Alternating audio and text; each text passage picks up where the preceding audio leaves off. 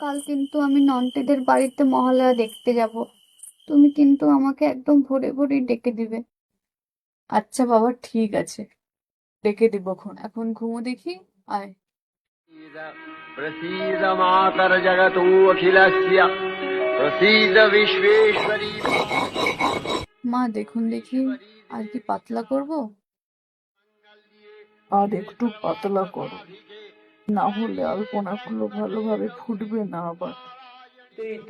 তর্পণ পরম আজ তো ক্লাবের ঠাকুরের চক্ষুদান হবে, যাবি না দেখতে? আরে হ্যাঁ, ঠিক তো, চল চল চল, তাড়াতাড়ি চল।